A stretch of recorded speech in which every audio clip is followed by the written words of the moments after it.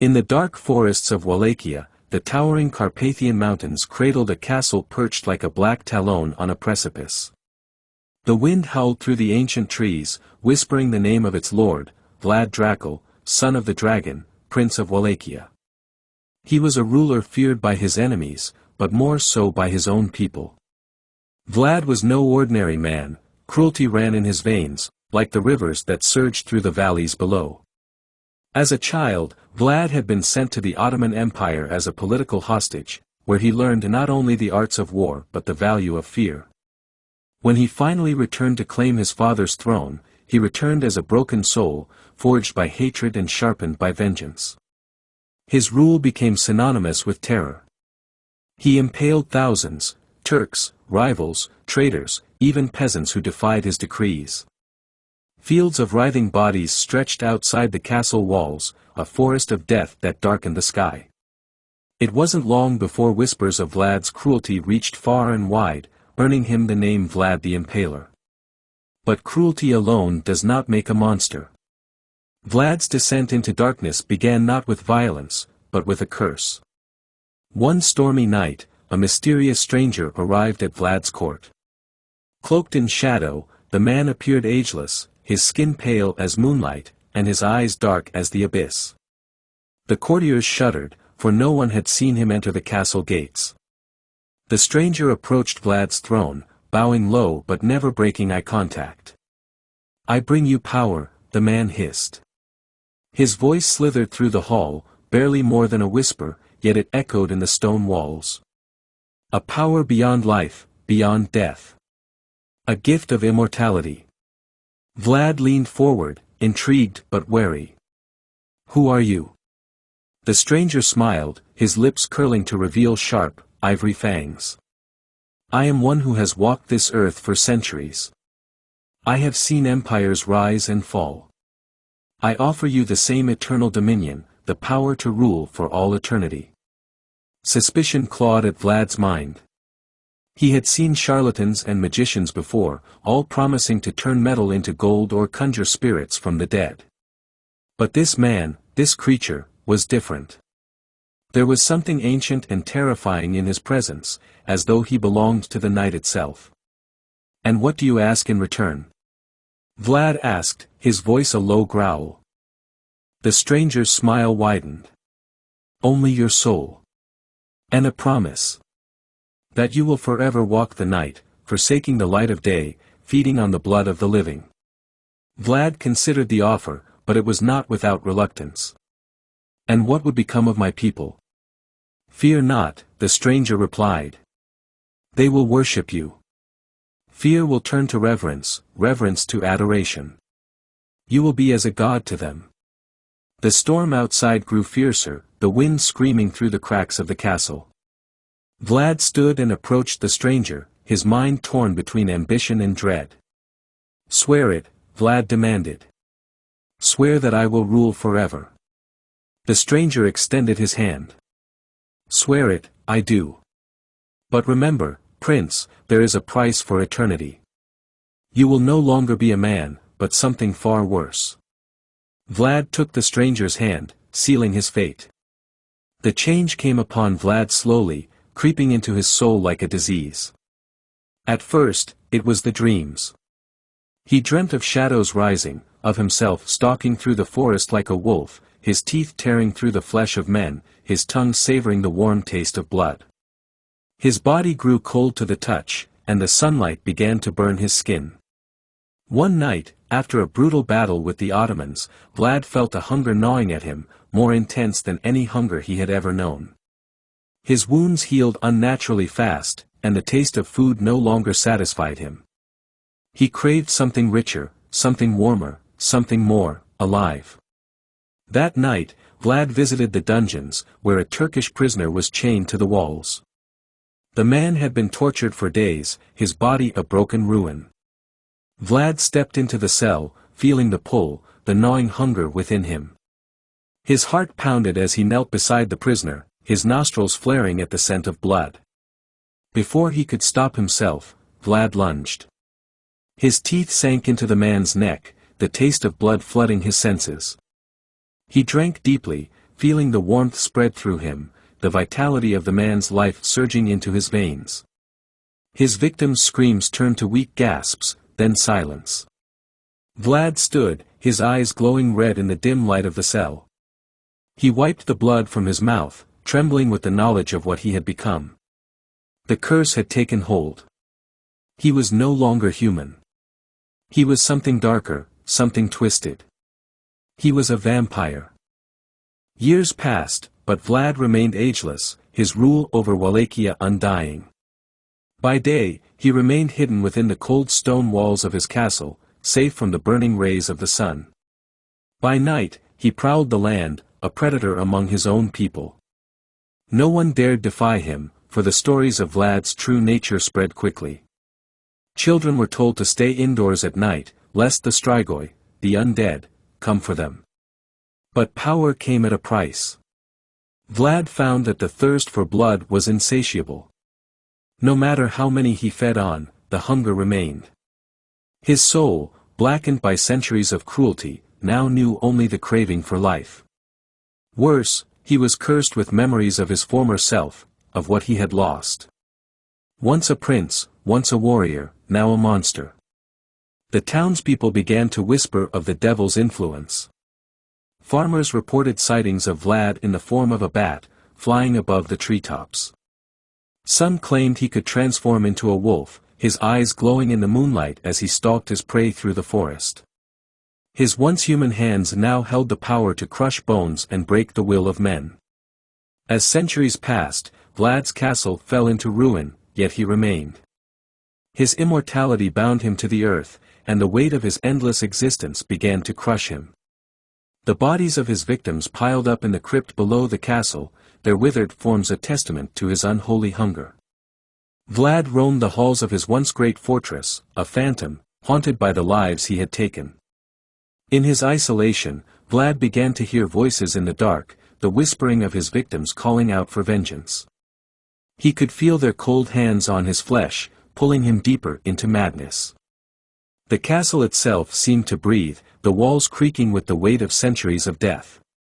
And still, Vlad's thirst grew. The centuries blended together into an endless night. Vlad found no joy in ruling anymore, no satisfaction in the violence that had once defined him. The power he had gained through the stranger's curse had long since lost its allure, replaced by the torment of his own existence.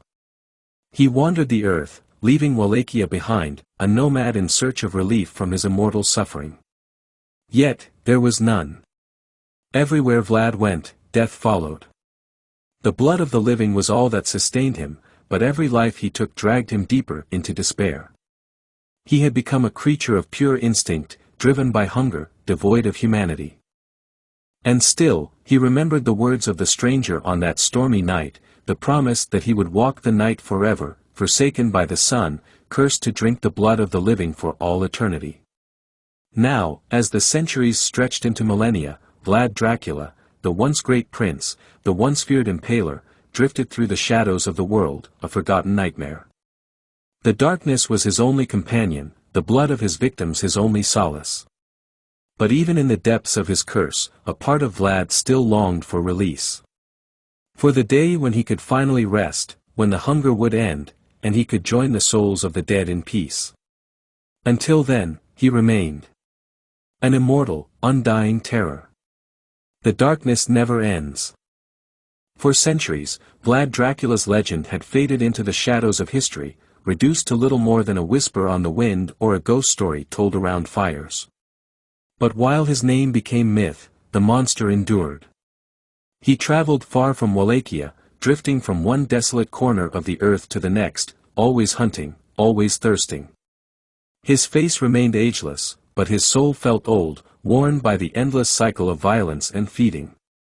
As time wore on, Vlad sought answers. He had met others like him, other vampires born of dark curses, but none could offer him a way out. They, too, were bound by the same insatiable hunger, the same eternal torment. He tried everything he could think of to end his misery, walking into the sunlight, plunging stakes into his own heart, even drowning himself in holy water. But each attempt only left him writhing in agony, his undead flesh refusing to succumb to death's embrace. It wasn't until the late 19th century, when he found himself in the heart of Eastern Europe again, that a flicker of hope appeared. In a decaying monastery hidden deep within the Carpathian Mountains, Vlad heard of a man, an exiled monk, rumored to possess ancient knowledge of forgotten rites. It was said that this monk knew the secrets of life and death and could summon spirits from the beyond. Desperate for any hope of release, Vlad set out to find him. The monastery was in ruins, overrun by nature, and it appeared no human had set foot there in decades. But Vlad knew better. As he stepped through the broken archway, the air grew thick, as though the very atmosphere had memories of darkness. Deep within the heart of the ruins, Vlad found the monk.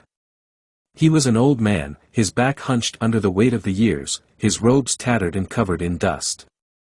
But his eyes, sharp and gleaming, were full of life. "You seek release," the monk said without preamble, his voice a rasping whisper that filled the cavernous room. "I've been waiting for you, Vlad Dracula." For the first time in centuries, Vlad felt something other than hunger or despair, shock. "You know my name." "I know your curse," the monk replied, stepping closer. "And I know the way to end it. But it is not without cost." Vlad's heart, or what remained of it, quickened. "What must I do?" The monk gestured to an altar at the back of the room, covered in ancient texts and relics. "There is a ritual, long forgotten, buried by time and obscured by those who fear the balance of life and death. To sever your bond with the curse, you must confront the source, the one who first damned you." Vlad frowned. "The stranger, the one who turned me into this creature?" The monk nodded. "Yes. He is older than even you know. His name is unspoken, lost to the ages, but he walks the earth still. You must find him, Vlad, and you must end him. Only then will you be free." The monk gave Vlad a map, its markings faded with age, but it led him to an ancient, forgotten land beyond the reach of modern man. A place where the first vampires roamed, older than civilization itself. Vlad wandered through harsh deserts, frozen wastelands, and ancient forests, tracking the creature that had cursed him. Along the way, he encountered others who shared his fate, immortals who, like him, longed for death but could never find it. Some helped him, others tried to stop him, fearing what would happen if the first vampire was destroyed. But Vlad's resolve was stronger than it had ever been. For the first time in centuries, he felt purpose. He wanted to end his torment, to feel the peace of oblivion. He no longer craved power or blood, just an end. After months of searching, Vlad finally found his quarry in the heart of a decayed city, hidden beneath layers of dust and time. The creature, the first vampire, was nothing like he remembered. The stranger who had once seemed so powerful and commanding was now a withered husk, a grotesque mockery of life. His skin stretched thin over brittle bones, his eyes sunken into their sockets. Yet, when he spoke, his voice still carried the weight of eternity. "You've come to kill me, haven't you?" the ancient vampire rasped, a twisted smile playing on his cracked lips. "I've come to end this curse," Vlad replied, his voice hard, unyielding. The ancient creature laughed, a sound that echoed through the hollow chamber. "End it? You cannot end what is eternal, Vlad. The curse is not just in you, it is in all of us. Even if you destroy me, you will carry the weight of this darkness forever." But Vlad was no longer the same man who had accepted the curse so long ago. He had learned, through centuries of suffering, that true power came not from domination or fear, but from the strength to let go. "I am ready to face whatever comes after," Vlad said. He drew a dagger, forged from the same metal the monk had given him, a weapon blessed with ancient rites. The first vampire hissed and recoiled, sensing its deadly power. "You fool! You think this will bring you peace? You will know only endless darkness." But Vlad was not afraid. He stepped forward and drove the dagger deep into the creature's heart. As the blade pierced the ancient vampire's chest, a great wailing cry filled the air. The ground trembled, and the walls of the chamber began to collapse. But Vlad did not flinch. He held the dagger steady, watching as the creature convulsed, its body disintegrating into ash before his eyes. The curse that had bound Vlad to the night for centuries began to unravel.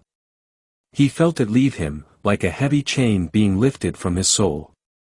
The hunger that had gnawed at him for so long, the insatiable thirst for blood, it all faded away. But with the release came something unexpected: pain. Vlad's body, once invincible, began to age rapidly. His skin cracked, his muscles withered, and his bones grew brittle. He could feel the weight of centuries pressing down on him, all at once. For the first time in hundreds of years, Vlad Dracula was mortal again. He collapsed to the ground as the chamber continued to crumble around him. The darkness closed in, but this time it did not terrify him. Vlad welcomed it. As the final stone fell, burying him beneath the earth, Vlad Dracula, the once terrifying prince of Wallachia, the immortal vampire, finally found peace. He would never rise again.